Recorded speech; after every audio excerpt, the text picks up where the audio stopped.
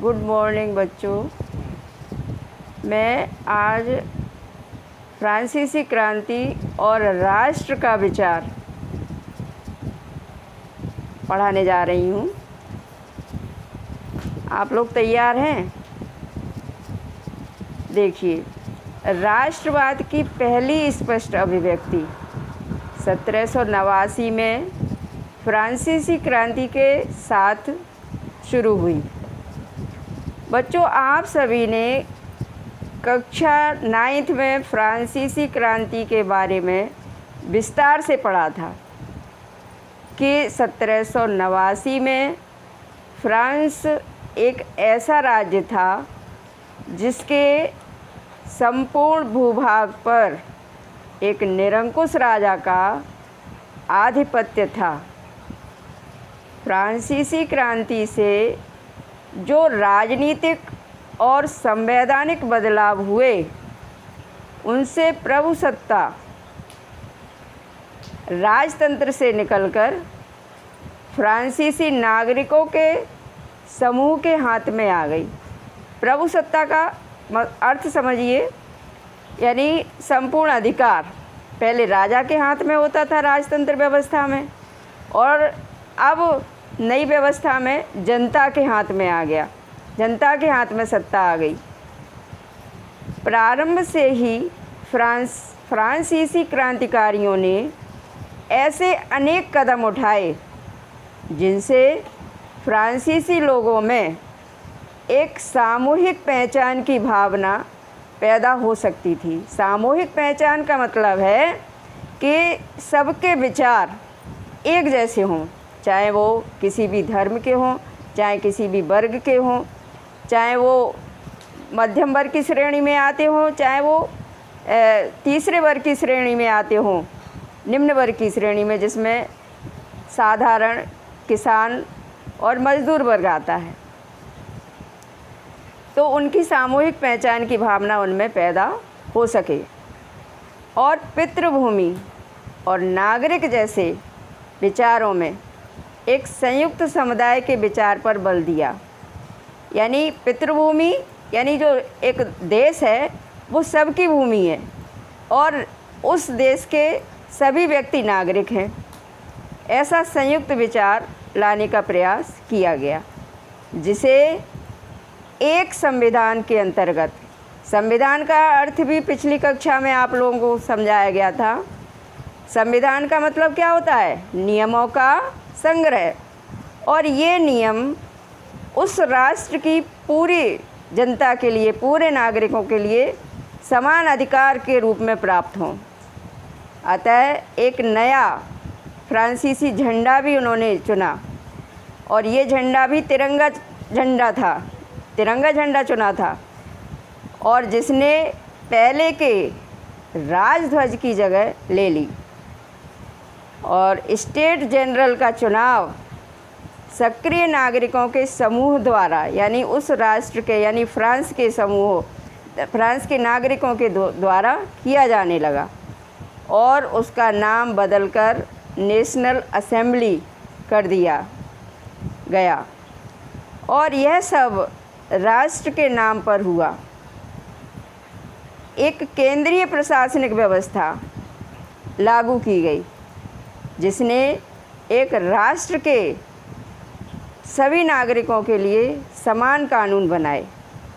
यानी केंद्र से व्यवस्था चलेगी और पूरे नागरिकों के लिए वो समान रूप से कानून बनाएगी। क्षेत्रीय बोलियों को हतोत्साहित किया गया, यानी अपने अपने क्षेत्र को कोई महत्व न दे, और उसके स्थान पर पूरे पेरिस में फ्रेंच जैसी बोली राष्ट्र की साझा भाषा बनाई गई। यानी फ्रेंच बोली सभी के लिए राष्ट्रभाषा बन गई।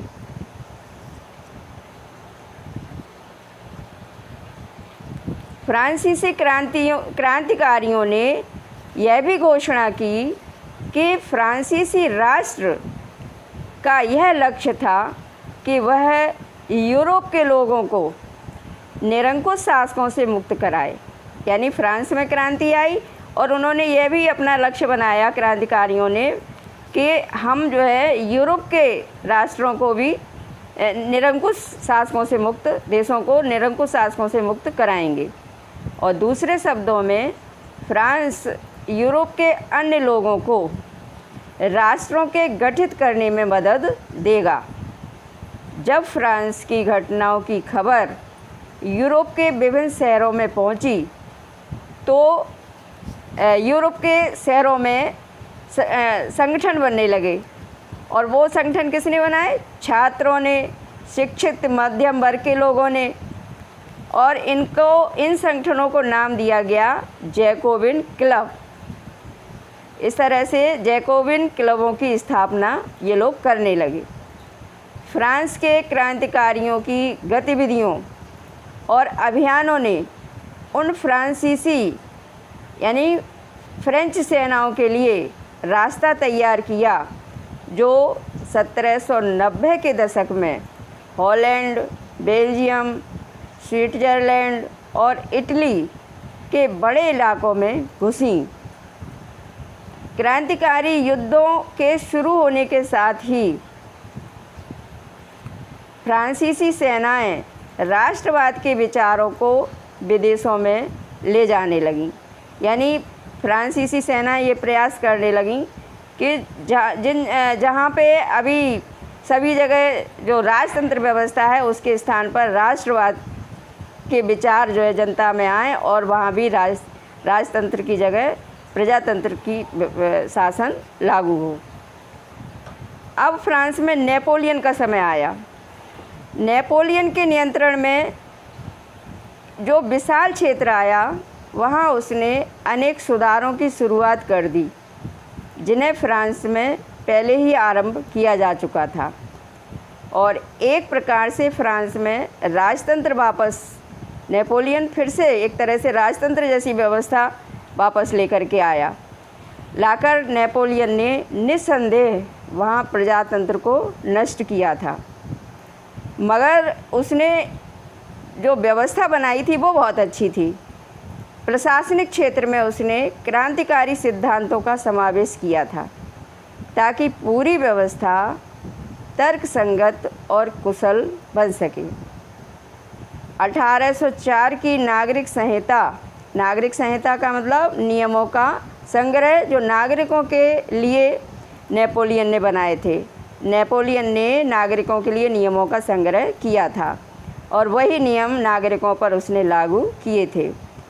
इस संहिता को नेपोलियन की संहिता के नाम से जाना जाता है, जो इस प्रकार है। पहला नियम था, नेपोलियन ने जन्म पर आधारित विशेष अधिकार समाप्त कर दिए। जैसा कि अपन ने राजतंत्र व्यवस्था में पढ़ा था कि एक विशेष वर्ग को, जो कुलीन वर्ग में आता था, कुलीन वर्ग कहलाता था, उसे जन्म से ही विशेष अधिकार मिल जाते थे और उन लोगों को कोई भी टैक्स नहीं देना होता था। तो ये नेपोलियन ने समाप्त कर दिए। दूसरा, उसने कानून के समक्ष बराबरी और संपत्ति के अधिकार को सुरक्षित बनाया। यानी कानूनन सभी बराबर हैं और सभी संपत्ति के अधिकारी हैं। और तीसरी व्यवस्था थी, इस संहिता को फ्रांसीसी नियंत्रण के अधीन क्षेत्रों में भी लागू किया गया था। चौथा नियम था उसका, डच गणतंत्र, स्विट्ज़रलैंड, इटली और जर्मनी में नेपोलियन ने प्रशासनिक विभाजनों को सरल बनाया। पांचवा, सामंती व्यवस्था को ख़त्म कर दिया। सामंती व्यवस्था और जागीरदारी व्यवस्था एक जैसी हैं। इसमें क्या होता था कि सामंत को जितना क्षेत्र मिलता था वो उस क्षेत्र का टैक्स वसूल करके राजा को दिया करते थे, लेकिन वो उतना ही नहीं वसूलते थे जनता से। वो राजा के देने के लिए तो वसूलते थे, साथ में अपनी भी जेब भरने के लिए एक्स्ट्रा भी वसूलते थे। और यही काम जागीरदारी व्यवस्था में भी होता था।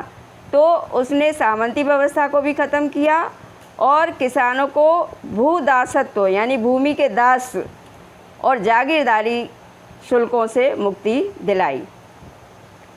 अगली है, शहरों में भी शहरी संघों के नियंत्रण और कारीगरों के हटा दिए। यानी शहरों में जो संघों के हाथ में जो नियंत्रण होता था कारीगरों के लिए, वो हटा दिया। यातायात और संचार व्यवस्था में सुधार किया, क्योंकि व्यापार व्यवस्था के लिए यातायात और संचार की व्यवस्था होना बहुत आवश्यक होती है। अगला उसका नियम, किसानों, कारीगरों, मजदूरों और नए उद्योगपतियों ने नई नई मिली आज़ादी चखी। अगला है, एक समान कानून सभी के लिए और एक मानक भार। पहले क्या होता था कि किसी क्षेत्र में तौल का मानक अलग होता था और किसी दूसरे क्षेत्र में तौल और नाप का मानक अलग होता था, तो इससे जो है व्यापार में दिक्कत आती थी। मतलब एक ही वस्तु का भार अलग अलग स्थानों पर अलग अलग आंका जाता था, और ऐसे ही नाप की व्यवस्था थी, अलग अलग क्षेत्रों में नाप अलग अलग आंकी जाती थी। तो इसके लिए भी नेपोलियन ने कानून बनाया, समान सभी के लिए, और सभी जगह भार और माप का मानक समान किया। एक राष्ट्रीय मुद्रा से एक इलाके से दूसरे इलाके में वस्तुओं और पूंजी के आवागमन में इस व्यवस्था लाने से सहूलियत हुई।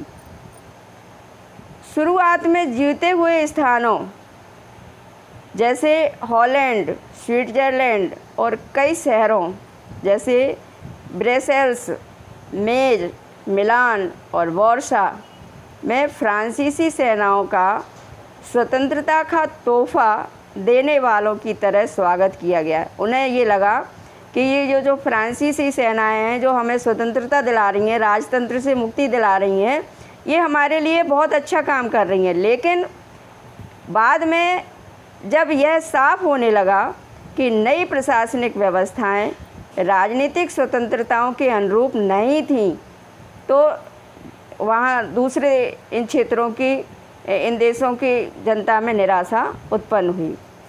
जैसे नई व्यवस्थाएं क्या आईं, बढ़े हुए कर, जिन क्षेत्रों को फ्रांसीसी सेनाओं ने जीत लिया था वहाँ पर कर बढ़ा दिए। बाकी यूरोप को जीतने के लिए फ्रेंच सेना में जबरन भर्ती की गई और भर्ती से हो रहे नुकसान और फ़ायदे से कहीं ज़्यादा नज़र आने लगी। यानी फ़ायदा इतना नज़र नहीं आ रहा था जितना नुकसान वहाँ की जनता को नज़र आ रहा था। तो इस तरह से बेटा यहीं पर हम आज की क्लास ख़त्म करते हैं और एक प्रश्न देते हैं आपको आंसर लिखने के लिए। मैं आंसर सहित दे रही हूँ जिससे आपको लिखने में सुविधा होगी।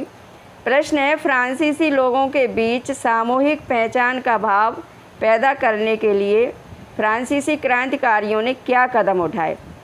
और इसका आंसर मैंने लिख करके दिया है और इसकी फ़ोटोकॉपी जो मैं भेजूँगी उसी से आप लोग नोटबुक बना ली होगी, उसमें आप प्रश्न का आंसर लिख करके मुझसे चेक करवाने के लिए व्हाट्सएप में फ़ोटो खींच करके अवश्य भेजें। धन्यवाद। ठीक है।